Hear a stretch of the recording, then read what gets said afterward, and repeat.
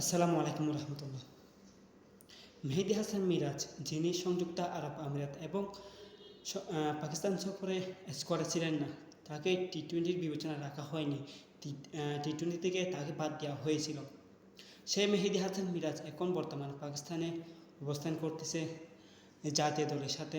কারণ সৌম্য সরকার যখন ইনজুরিতে চলে গেলেন, তখন সৌম্য সরকারের বদলি হিসাবেই মেহেদী হাসান মিরাজকে নেওয়া হয়েছে, যিনি সর্বশেষ বিপিএলে ম্যাচ সেরা হয়েছিলেন, টুর্নামেন্ট সেরা হয়েছিলেন। তাকে স্কোয়াডে রাখা হয়নি। তো এখন আজকে থেকেই তো প্রথম টি-20 শুরু হচ্ছে। তো এখন দেখার বিষয় মেহেদী হাসান মিরাজ তিনি কতটুকু করতে পারেন। হয়তো নিজের সেরাটা দিতে চাইবেন, সবাইকে চোখ রাঙিয়ে দেখিয়ে দিতে চাইবেন যে তিনি এখনও টি-20-র জন্য পারফেক্ট।